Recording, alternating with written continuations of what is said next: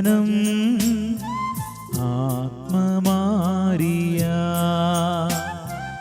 ആത്മീയമാമുണർവാലേ ദീപ്തമാക്കണേ. വചനം മഴയായി പെയ്യും, കൃപതൻ നിറവായൊഴുകും, വിടുതൽ നൽകുന്ന വചനം, അറിവിൻ്റെ പൊരുളാകും വചനം, സൗഖ്യമാ ജീവന.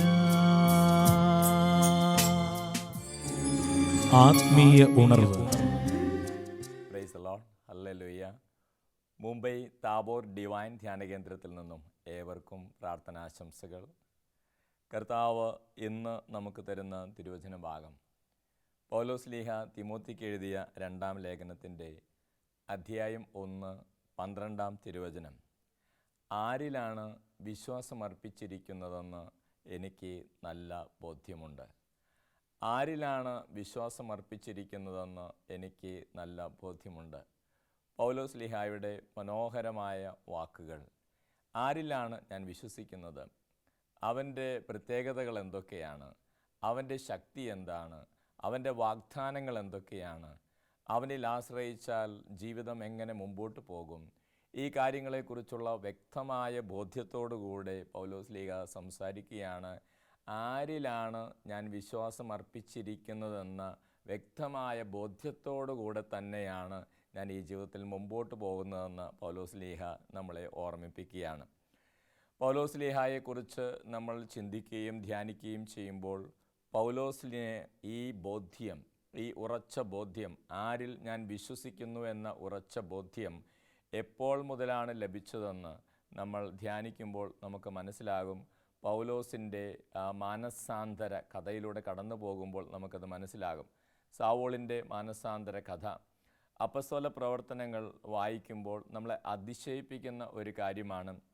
അവിടെ പൗലോസിൻ്റെ മാനസാന്തര കഥ ഒരേ പുസ്തകത്തിൽ 3 പ്രാവശ്യം ആവർത്തിച്ചിട്ടുണ്ട്.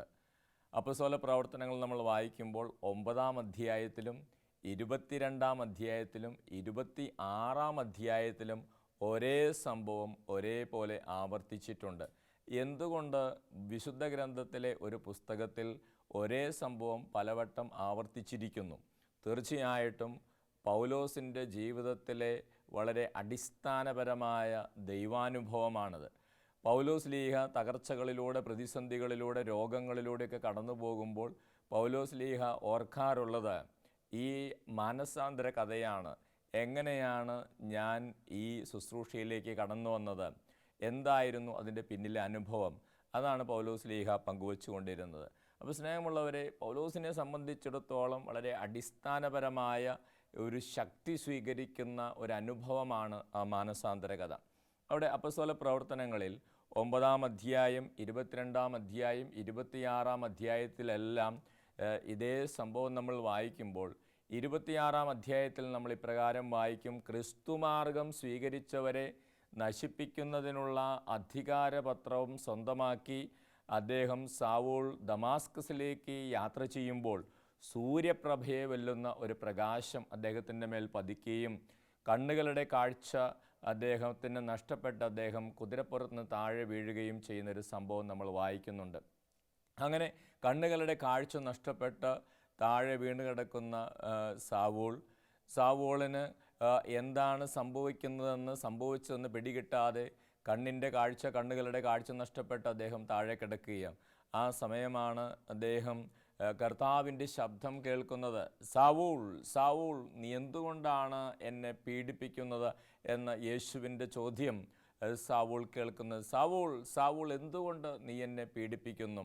അദ്ദേഹം പൗലോസ് ലീഹ അല്ലെങ്കിൽ സാവൂൾ, മാനസാന്തരപ്പെടുന്നതിന് മുമ്പുള്ള സാവൂൾ ആ ശബ്ദത്തോട് തിരിച്ചു ചോദിച്ചു, കർത്താവേ, അങ്ങാരാണ്? യേശു മറുപടി നൽകി, നീ പീഡിപ്പിക്കുന്ന യേശുവാണ് ഞാൻ. എന്നിട്ട് യേശു കൂട്ടിച്ചേർത്തു. 26-ാം അധ്യായത്തിലെ മനോഹരമായ വിവരണത്തിൽ യേശു ഇങ്ങനെ കൂട്ടിച്ചേർത്തു: സാവൂൾ, ഇരുമ്പാണിമേൽ തൊഴിക്കുന്നത് നിനക്ക് അപകടമാണ് എന്ന് നീ ഓർത്തുകൊള്ളുക. ഇരുമ്പാണിമേൽ തൊഴിക്കുന്നത് നിനക്ക് അപകടമാണ് എന്ന് നീ ഓർത്തുകൊള്ളുക. കർത്താവ് ശക്തമായൊരു ദൈവാനുഭവം സാവൂളിന് കൊടുത്തതിന് ശേഷം സാവൂളിന് ഒരു മുന്നറിയിപ്പും കൊടുക്കുക. നീ ഇപ്പോൾ തൊഴിച്ചുകൊണ്ടിരിക്കുന്നത് ഇരുമ്പാണിമേലാണ്. നീ ഇപ്പോൾ തൊഴിച്ചുകൊണ്ടിരിക്കുന്നത് ഇരുമ്പാണിമേലാണ്. അത് നിനക്ക് അപകടമാണ് എന്ന് നീ ഓർത്തുകൊള്ളുക. സ്നേഹമുള്ളവരെ, കണ്ണുകളുടെ കാഴ്ച നഷ്ടപ്പെട്ട, ശരീരത്തിൻ്റെ ബലം കുറഞ്ഞ താഴെ കിടന്നിരുന്ന സാവൂൾ എന്ന മനുഷ്യൻ്റെ ജീവിതത്തിൽ കർത്താവ് അത്ഭുതകരമായി കടന്നു വന്ന സംഭവമാണ് നമ്മളവിടെ വായിക്കുക. ഈ അനുഭവം സാവൂളിൻ്റെ ജീവിതത്തെ മാറ്റിമറിക്കുകയാണ്. അതുവരെ സാവൂളിന് അഹങ്കരിക്കാൻ ഏറെ കാര്യങ്ങൾ ജീവിതത്തിലുണ്ടായിരുന്നു. ശരീരത്തിൻ്റെ കരുത്തിൽ അദ്ദേഹം അഹങ്കരിച്ചിരുന്നു. ഗമാലിയേൽ എന്ന യഹൂദ റബ്ബിയുടെ ശിക്ഷണത്തിൽ ആർജിച്ചെടുത്ത അറിവുകളിൽ സാവൂൾ അഹങ്കരിച്ചിരുന്നു. എന്നാൽ കണ്ണുകളുടെ കാഴ്ച നഷ്ടപ്പെട്ട്, ശരീരത്തിൻ്റെ ബലം നഷ്ടപ്പെട്ട് താഴെ കിടന്നപ്പോൾ സാവൂൾ എന്ന വ്യക്തി ജീവിതത്തിൽ വലിയൊരു തിരിച്ചറിവിലേക്ക് കടന്നു വന്നു. ജീവിതത്തിൻ്റെ ചില സമയങ്ങളിൽ വിചാരിക്കുന്നത് പോലെ ശരീരത്തിൻ്റെ കരുത്തുകൊണ്ട് പ്രയോജനമുണ്ടാകാത്ത നിമിഷങ്ങളുണ്ടാകാം. അതോടൊപ്പം ആർജിച്ചെടുത്ത അറിവുകൾ ചില സമയങ്ങളിൽ ഒന്നും സഹായിക്കാൻ സാധിക്കാതെ, ആർജിച്ചെടുത്ത അറിവുകൾക്കും ഒന്നും സഹായിക്കാനാകാതെ ജീവിതത്തിൻ്റെ ചില നിമിഷങ്ങളിൽ അങ്ങനെ നിസ്സഹായ അവസ്ഥയിൽ നിൽക്കാം എന്ന് അദ്ദേഹം തിരിച്ചറിഞ്ഞു. സ്നേഹമുള്ളവരെ, ആ സമയം അദ്ദേഹം തന്നെക്കുറിച്ച് ചിന്തിക്കുകയും എളിമപ്പെടുകയും നസ്രായനായ യേശുവിൻ്റെ ശക്തി തിരിച്ചറിയുകയുമാണ്. അദ്ദേഹം കർത്താവിൻ്റെ ശക്തി തിരിച്ചറിഞ്ഞു. ഈശോ ആരാണെന്നും ഈശോയുടെ ശക്തി എന്താണെന്നും തിരിച്ചറിഞ്ഞതോടൊപ്പം അദ്ദേഹം വലിയൊരു അറിവിലേക്ക് കടന്നു വന്നു. താൻ ആരാണ്, തൻ്റെ പരിമിതികൾ എന്തൊക്കെയാണ്, തൻ്റെ ശരീരത്തിൻ്റെ പ്രത്യേകതകൾ എന്തൊക്കെയാണ്, തൻ്റെ കുറവുകൾ എന്തൊക്കെയാണ് എന്നുള്ളൊരു വലിയ ബോധ്യത്തിലേക്ക് ഈ സാവൂളിനെ ഈശോ നയിക്കുക. സ്നേഹമുള്ളവരെ, അവിടെ വലിയൊരു ദൈവാനുഭവം സംഭവിക്കുക. അതൊരു ദൈവാനുഭവത്തിൻ്റെ വലിയൊരു ശക്തി നിറഞ്ഞ അനുഭവത്തിൻ്റെ തുടക്കമാണ്. ദൈവം ആരാണെന്ന് തിരിച്ചറിയുക, ദൈവത്തിൻ്റെ ശക്തി എന്താണെന്ന് മനസ്സിലാക്കുക. ദൈവത്തിൻ്റെ ശക്തി എന്താണെന്ന് തിരിച്ചറിയുന്നതോടൊപ്പം ഞാൻ ആരാണെന്ന് തിരിച്ചറിയുക. എൻ്റെ ശക്തി എന്താണെന്നും എൻ്റെ ശക്തികളുടെ കഴിവുകളുടെ പരിമിതികൾ എന്താണെന്നും തിരിച്ചറിയുക. വാസ്തവത്തിൽ അതാണ് അവിടെ സംഭവിച്ചത്. വലിയൊരു ദൈവാനുഭവത്തിലൂടെ സാവൂൾ കടന്നു പോവുകയാണ്. സ്നേഹമുള്ളവരെ, എന്തുകൊണ്ടാണ് വിശുദ്ധ ഗ്രന്ഥത്തിലെ ഒരേ പുസ്തകത്തിൽ 3 പ്രാവശ്യം സാവൂളിൻ്റെ മാനസാന്തരകഥ എഴുതിയിരിക്കുന്നത്? അതിൻ്റെ കാരണം ഇതാണ്. സാവൂളിൻ്റെ ജീവിതത്തിൽ മാനസാന്തരപ്പെട്ട് ഈശോയ്ക്ക് വേണ്ടി പ്രവർത്തിക്കാൻ തുടങ്ങിയതിന് ശേഷം എപ്പോഴെല്ലാം തകർച്ചകളിലൂടെ കടന്നുപോയപ്പോൾ, രാജാക്കന്മാരുടെ മുമ്പിൽ നിൽക്കേണ്ടി വന്നപ്പോൾ, പ്രതിസന്ധികളിൽ നിൽക്കേണ്ടി വന്നപ്പോൾ, അടികളേറ്റപ്പോൾ, മരണവക്ത്രത്തിൽ അകപ്പെട്ടപ്പോൾ സാവൂൾ ഓർമ്മിക്കുന്നത് തൻ്റെ മാനസാന്തര കഥയാണ്. രാജാക്കന്മാരോടും മറ്റുള്ളവരോടും സാവൂൾ ഈ മാനസാന്തര കഥ എടുത്തു പറഞ്ഞിട്ട് സാവൂൾ അവരോട് പറയുന്ന ഒരു വലിയ സത്യം ഇതാണ്: ഞാൻ വെറുതെ ഈ ജോലിക്ക് ഇറങ്ങിയതല്ല, ഞാൻ വെറുതെ കർത്താവിന് ശുശ്രൂഷയ്ക്ക് ഇറങ്ങിയതല്ല. അടിസ്ഥാനപരമായ ഈ ദൈവാനുഭവത്തിന് ശേഷം യേശുവിനെ അനുഭവിച്ചറിഞ്ഞ്, യേശുവിൻ്റെ ശക്തി അനുഭവിച്ചറിഞ്ഞ്, യേശു ആരാണെന്ന് ബോധ്യപ്പെട്ടതിന് ശേഷമാണ് ഞാൻ അവനെ പ്രസംഗിക്കാൻ തുടങ്ങിയിരിക്കുന്നത്. അതുകൊണ്ട് നിങ്ങളെന്നെ അടിച്ചാലും, നിങ്ങളെന്നെ ജയിലിലിട്ടാലും, നിങ്ങളെന്നെ മർദ്ദിച്ചാലും ഈ പ്രവർത്തനങ്ങളിൽ നിന്ന് എന്നെ പിന്തിരിപ്പിക്കുവാൻ നിങ്ങൾക്കോ ഈ ലോകത്തിലെ ഒരു ശക്തിക്കുമോ സാധിക്കുകയില്ല. അതാണ് വാസ്തവത്തിൽ സാവൂൾ അല്ലെങ്കിൽ പൗലോസ് പലവട്ടം മാനസാന്തര കഥ രാജാക്കന്മാരുടെ മുമ്പിലും മറ്റുള്ളവരുടെ മുമ്പിലും അവതരിപ്പിക്കുമ്പോൾ പൗലോസ് ഒരുപക്ഷെ മനസ്സിലാഗ്രഹിച്ചത്. സ്നേഹമുള്ളവരെ, അതുകൊണ്ടാണ് പൗലോസിന് പറയാൻ സാധിക്കുന്നത്, ആരിലാണ് ഞാൻ വിശ്വാസം അർപ്പിച്ചിരിക്കുന്നതെന്ന് എനിക്ക് വളരെ വ്യക്തമായ ബോധ്യമുണ്ട്. അപ്പോൾ സ്നേഹമുള്ളവർ, ദൈവത്തിൻ്റെ ശക്തി എന്താണെന്ന് തിരിച്ചറിയുക, ദൈവം ആരാണെന്ന് തിരിച്ചറിയുക, നമ്മൾ ഓരോരുത്തരും ആരാണെന്ന് തിരിച്ചറിയുക. നമ്മുടെ പരിമിതികളും കുറവുകളും, നമ്മുടെ ശരീരത്തിൻ്റെ കരുത്തിൻ്റെ പരിമിതിയും സൗന്ദര്യത്തിൻ്റെ പരിമിതിയും, ആർജിച്ചെടുക്കുന്ന അറിവുകളുടെ പരിമിതിയും സമ്പത്തിൻ്റെ പരിമിതിയും ഒക്കെ എന്താണെന്ന് തിരിച്ചറിയുക. ഒരിക്കൽ ഞാനൊരു ധ്യാനപ്രസംഗം കഴിഞ്ഞ് പുറത്തേക്ക് ഇറങ്ങുമ്പോൾ ഒരമ്മ ഒരു കൊച്ചുകുട്ടിയെയും കൊണ്ട് പ്രാർത്ഥിക്കാൻ എൻ്റെ അടുത്ത് വന്നു. ഞാൻ ആ കുട്ടിയുടെ തലയിൽ കൈവച്ച് പ്രാർത്ഥിച്ചു കൊണ്ടിരുന്ന സമയം ആ കുട്ടി പെട്ടെന്ന് കിടന്ന് കരയാൻ തുടങ്ങി. പെട്ടെന്ന് പകച്ചു കരയാൻ തുടങ്ങിയപ്പോൾ ഞാൻ ആ അമ്മയോട് ചോദിച്ചു, എന്തായി കുട്ടി ഇങ്ങനെ കരയുന്നത്? ഞാൻ അത് ചോദിച്ചപ്പോൾ ആ അമ്മയും കരയാൻ തുടങ്ങി. അതിനുശേഷം ആ അമ്മ എൻ്റെ അടുത്ത് ഇങ്ങനെ പറഞ്ഞു, അച്ഛാ, എൻ്റെ മോൻ പ്രസവിച്ചതിന് ശേഷം മോനെ പ്രസവിച്ചതിന് ശേഷം ഏതാനും മാസങ്ങൾ കഴിഞ്ഞ് അവനൊരു ഇഞ്ചക്ഷൻ എടുത്തതാ. ആ ഇഞ്ചക്ഷൻ മാറിപ്പോയി. എൻ്റെ മോൻ്റെ കണ്ണുകളുടെ കാഴ്ച, 2 കണ്ണുകളുടെയും കാഴ്ച നഷ്ടപ്പെട്ടു പോയി. ഇനി ഒരിക്കലും ജീവിതത്തിൽ എൻ്റെ മോനെ കാണാൻ സാധിക്കുകയില്ല അച്ഛാ. ആ അമ്മ അത് പറഞ്ഞ് പൊട്ടിക്കരയാൻ തുടങ്ങി. അതേ, ജീവിതത്തിലേക്ക് കടന്നു വന്ന ഒരു കൊച്ചുകുട്ടി ജീവിതത്തിൽ 1 വയസ്സ് തികയുന്നതിന് മുമ്പേ ഒരു ഇഞ്ചക്ഷൻ മാറിപ്പോയപ്പോൾ ആ കുട്ടിയുടെ 2 കണ്ണുകളുടെയും കാഴ്ച നഷ്ടപ്പെട്ട് ഈ ലോകത്തിലെ ഒരു സൗന്ദര്യവും കാണാനാകാതെ, ഒന്നും അനുഭവിക്കാനാകാത്ത ഒരു കൊച്ചുകുട്ടി. ആ കൊച്ചുകുട്ടിയെ ഓർത്ത് കരയുന്ന അമ്മയും. ആ കുട്ടിക്ക് വേണ്ടി പ്രാർത്ഥിച്ചു കൊടുത്ത് ഞാൻ ആ വഴികളിലൂടെ നടന്നു പോകുമ്പോൾ എൻ്റെ മനസ്സിലേക്ക് കടന്നു വന്ന പല ചിന്തകളുണ്ട്. നമ്മുടെ ഓരോരുത്തരുടെയും ശരീരത്തിൻ്റെയും കാഴ്ചകളുടെയും ശക്തികളുടെയും ഒക്കെ പരിമിതികളെക്കുറിച്ച് ഞാൻ ചിന്തിക്കുകയായിരുന്നു.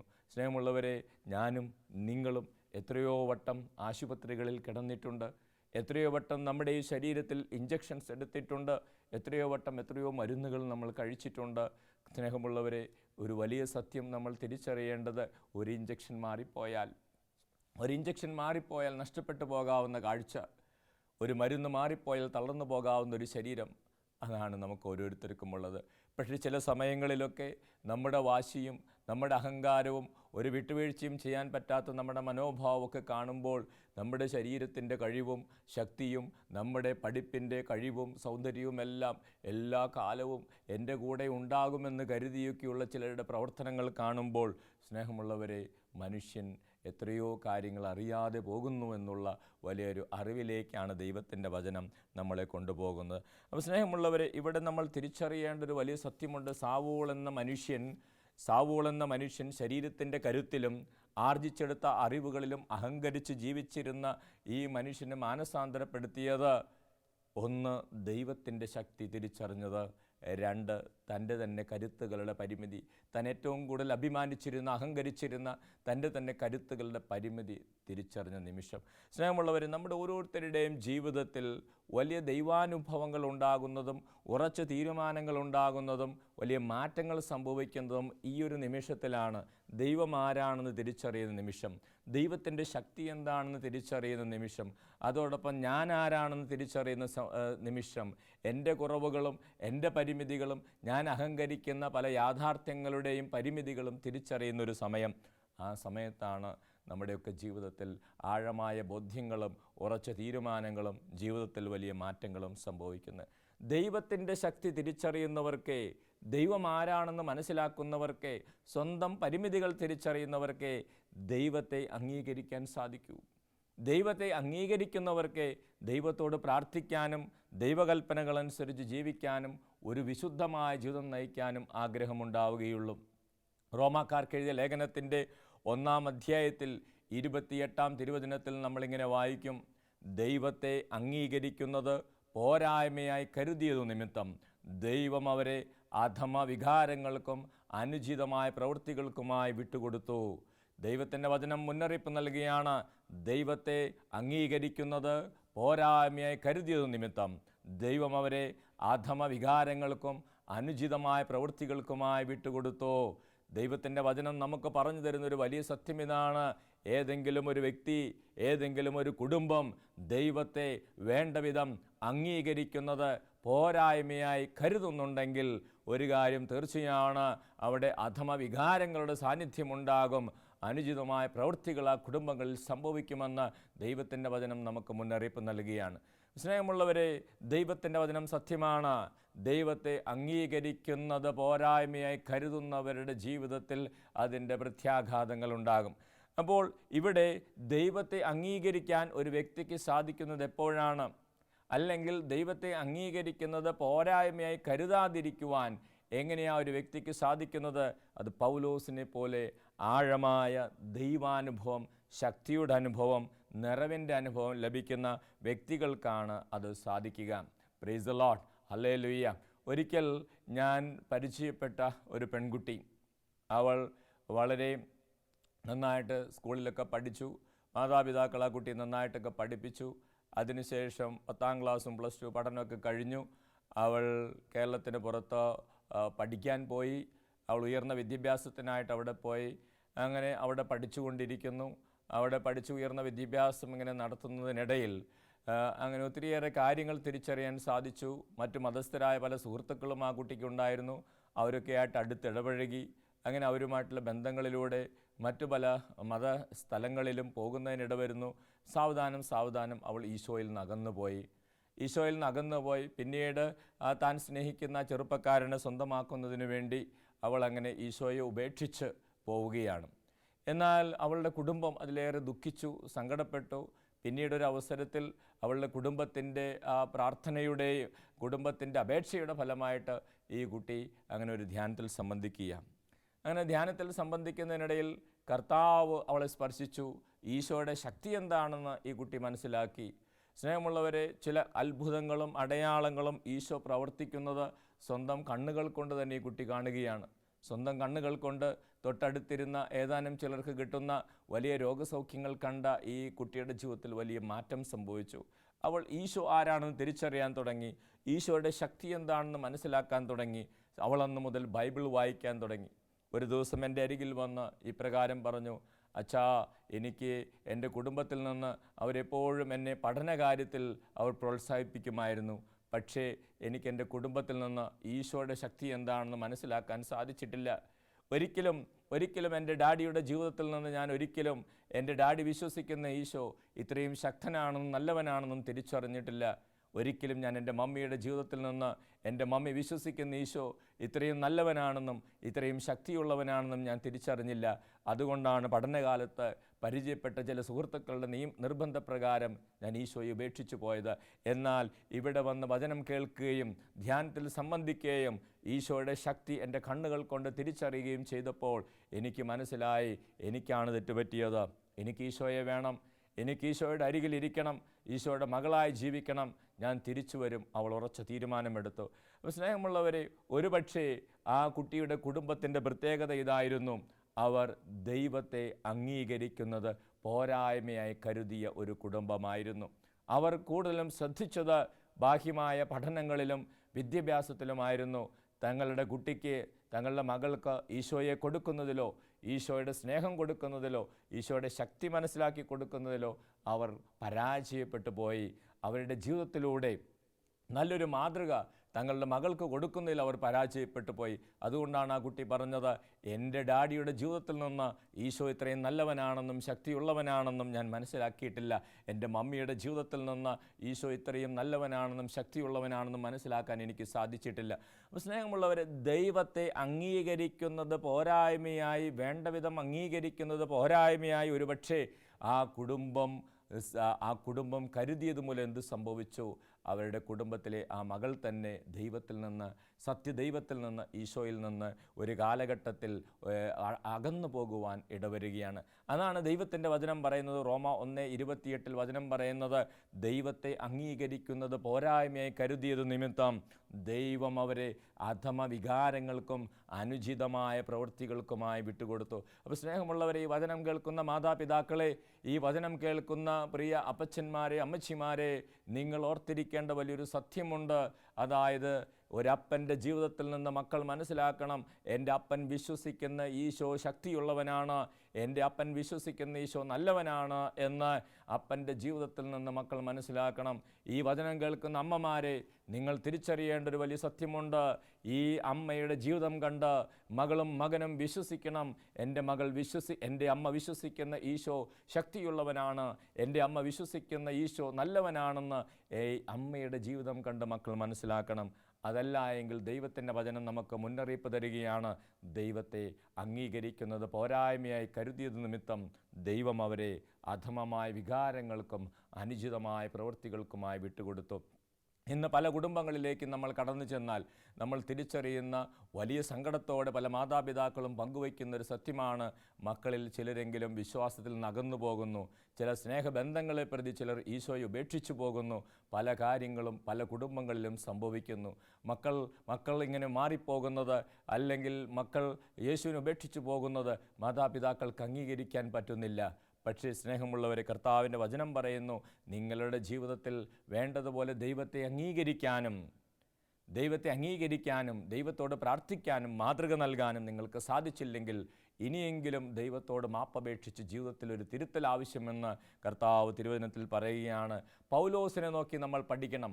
പൗലോസിന് വലിയ ദൈവാനുഭവം കിട്ടിയതിന് ശേഷം പൗലോസ് തൻ്റെ വിശ്വാസത്തിൽ നിന്ന് അണുവിട വ്യതിചലിക്കാതെ ഉറച്ചു നിൽക്കുകയാണ്. ആരിലാണ് ഞാൻ വിശ്വസിക്കുന്നതെന്ന് എനിക്ക് ഉറച്ച ബോധ്യമുണ്ട്. അതാണ് പൗലോസിൻ്റെ വാക്കുകൾ. ആരിലാണ് ഞാൻ വിശ്വസിക്കുന്നതെന്ന് ഉറച്ച ബോധ്യം എനിക്കുണ്ട്. ഞാൻ വെറുതെയല്ല ഈശോയെ പ്രഘോഷിക്കുന്നത്, ഞാൻ വെറുതെയല്ല യേശുവിനെ പ്രഘോഷിക്കുന്നത്. എനിക്കറിയാം അവൻ ആരാണെന്ന്, എനിക്കറിയാം അവൻ്റെ ശക്തി എന്താണെന്ന്, എനിക്കറിയാം അവൻ്റെ ഇടപെടലുകൾ എങ്ങനെയാണെന്ന്, എനിക്കറിയാം അവനിൽ വിശ്വസിച്ചാൽ എനിക്ക് രക്ഷ കിട്ടുമെന്ന്, എനിക്കറിയാം അവനിൽ വിശ്വസിക്കുന്നവർ മരിച്ചാലും ജീവിക്കുമെന്ന്. അതാണ് പൗലോസിൻ്റെ വിശ്വാസം. സ്നേഹമുള്ളവരെ, പൗലോസ് കടന്നു പോകുന്ന ആ ആഴമായ വിശ്വാസം നമുക്ക് ഓരോരുത്തർക്കും ലഭിക്കേണ്ടതുണ്ട്. ആരിലാണ് ഞാൻ വിശ്വസിക്കുന്നതെന്ന ബോധ്യം. ആരിലാണ് ഞാൻ വിശ്വസിക്കുന്നത്? അവൻ്റെ പ്രത്യേകതകൾ എന്താണ്? അവനിൽ വിശ്വസിച്ച് ജീവിച്ചാൽ എൻ്റെ ജീവിതത്തിൽ എൻ്റെ മാറ്റം സംഭവിക്കും. അവനിൽ വിശ്വസിച്ച് ജീവിച്ചാൽ എൻ്റെ മരണത്തിന് ശേഷവും എൻ്റെ ജീവിതത്തിൽ എന്തു സംഭവിക്കും എന്ന ഉറച്ച ബോധ്യങ്ങൾ നമുക്ക് ആവശ്യമാണ്. പൗലോസിൽ നിന്നും നമ്മൾ പഠിക്കേണ്ടതുണ്ട്. സ്നേഹമുള്ളവരെ, ദൈവാനുഭവത്തിലൂടെയാണ് ഈ ബോധ്യങ്ങളിലൂടെ നമ്മൾ കടന്നു പോവുക. ഏശയ്യാ പ്രവാചകൻ്റെ പുസ്തകം നമ്മൾ വായിക്കുമ്പോൾ ഏശയ്യാ പ്രവാചകൻ്റെ പുസ്തകത്തിൽ 6-ാം അധ്യായത്തിൽ 1 മുതൽ 8 വരെയുള്ള തിരുവചനങ്ങൾ നമ്മൾ വായിച്ചാൽ ഏശയ്യാ പ്രവാചകനുണ്ടാകുന്ന ഒരു ശക്തമായ ദൈവാനുഭവത്തെക്കുറിച്ചാണ് നമ്മൾ വായിക്കുക. അവിടെ ഏശയ്യാ പ്രവാചകൻ ദൈവത്തെ കാണുകയാണ്, ദൈവത്തിൻ്റെ ശക്തി അനുഭവിച്ചറിയുകയാണ്, ദൈവത്തിൻ്റെ അരികിൽ നിൽക്കുന്ന സെറാഫുകളെ, മാലാഖമാരെ ഒക്കെ കാണുകയാണ്. ദൈവാനുഭവത്തിലൂടെ, ശക്തമായൊരു ദൈവാനുഭവത്തിലൂടെ ഏശയ്യാ പ്രവാചകൻ കടന്നുപോയി. അങ്ങനെ ദൈവം ആരാണ് എന്നുള്ള ഉറച്ച ബോധ്യങ്ങളിലേക്ക് ഈ പ്രവാചകൻ കടന്നു വരികയാണ്. എൻ്റെ ദൈവത്തിൻ്റെ ശക്തി എന്താണ്, എൻ്റെ ദൈവം ആരാണ് എന്ന ഉറച്ച ബോധ്യങ്ങളിലൂടെ ഈ ഏശയ്യാ പ്രവാചകൻ കടന്നു പോവുകയാണ്. ആ അറിവ്, ദൈവം ആരാണെന്നും ദൈവത്തിൻ്റെ ശക്തി എന്താണെന്നുള്ള ആ അറിവ്, ആ അത്ഭുതകരമായ, ആ മനോഹരമായ അറിവ് പ്രവാചകനെ താൻ ആരാണെന്ന് മനസ്സിലാക്കുവാൻ സഹായിക്കുകയാണ്.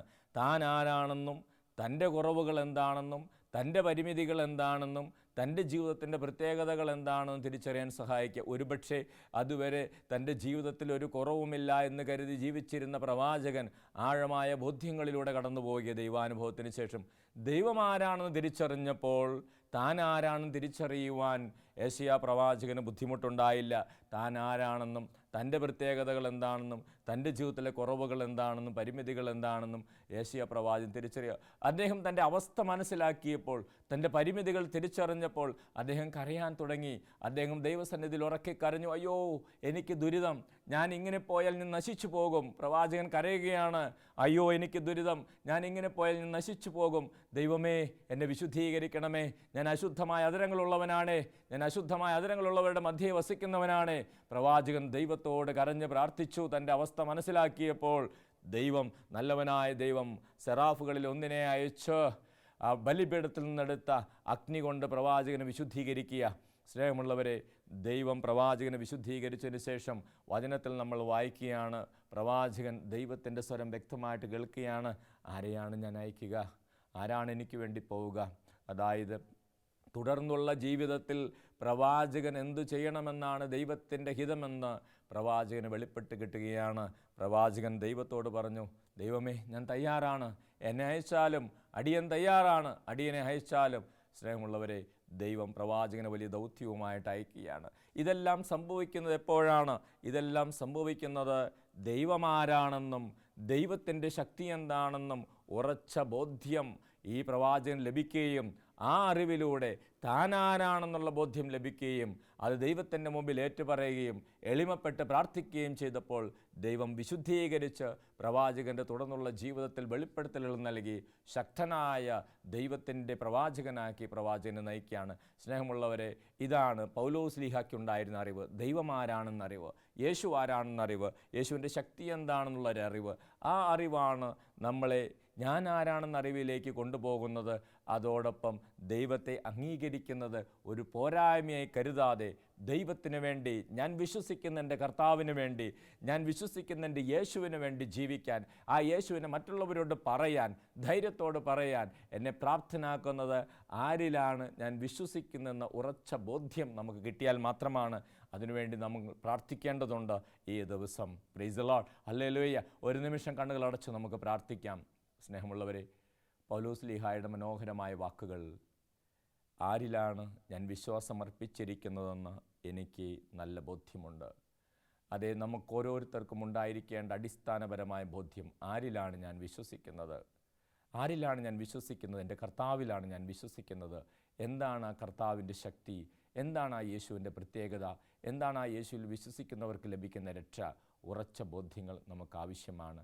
സ്നേഹമുള്ളവരെ, ഉറച്ച ബോധ്യങ്ങൾ നമുക്കില്ല എങ്കിൽ ഒരുപക്ഷെ ആ ദൈവത്തിൽ ആശ്രയിക്കാനോ ദൈവത്തിൻ്റെ കൽപ്പനകളനുസരിച്ച് ജീവിക്കാനോ നമുക്ക് സാധിക്കുകയില്ല. നമ്മൾ വ്യതിചലിച്ചു പോകും ദൈവത്തിൻ്റെ വചനത്തിൽ നിന്നും, ദൈവത്തിൻ്റെ ശക്തിയിൽ നിന്നും. അതാണ് വചനം പറയുന്നത്, ദൈവത്തെ അംഗീകരിക്കുന്ന പോരായ്മയായി നമ്മൾ കരുതും. അപ്പോൾ അധമവികാരങ്ങളും അനുചിതമായ പ്രവൃത്തികളും നമ്മുടെ ജീവിതത്തിലും കുടുംബത്തിലും കടന്നു വരും. സ്നേഹമുള്ളവരെ, അതിനാൽ പൗലോസ്ലീഹയ്ക്കുണ്ടായ ഈ ശക്തമായ അനുഭവം പോലെ ദൈവമാരാണെന്ന് തിരിച്ചറിയാനും ദൈവത്തിൻ്റെ ശക്തി എന്താണെന്ന് തിരിച്ചറിയാനും ഞാൻ ആരാണെന്ന് തിരിച്ചറിയാനും നമുക്ക് പ്രാർത്ഥിക്കാം. ഈ ലോകത്തിൽ അനേകായിരങ്ങൾ ശരീരത്തിൻ്റെ കരുത്തിലും ശരീരത്തിൻ്റെ സൗന്ദര്യത്തിലും ആർജിച്ചെടുത്ത അറിവുകളിലും അഹങ്കരിച്ച് ജീവിക്കുന്നുണ്ട്. സ്നേഹമുള്ളവരെ, അതിനപ്പുറം ഒരു ദൈവമുണ്ടെന്നും ഇതിൻ്റെ പരിമിതികൾ എന്താണെന്ന് തിരിച്ചറിയാനും ദൈവത്തിൽ ആശ്രയിച്ച് വിശുദ്ധമായൊരു ജീവിതം നയിക്കുവാനും ദൈവം എല്ലാവരെയും അനുഗ്രഹിക്കണമേ എന്ന് നമുക്ക് പ്രത്യേകമായിട്ട് പ്രാർത്ഥിക്കാം. അതോടൊപ്പം ഈശോയോട് നമുക്ക് പ്രത്യേകമായിട്ട് പ്രാർത്ഥിക്കാം. പൗലോസിനുണ്ടായിരുന്ന ഈ ഒരു ബോധ്യം, ആരിലാണ് ഞാൻ വിശ്വസിക്കുന്നതെന്ന് എനിക്ക് നല്ല ബോധ്യമുണ്ട്.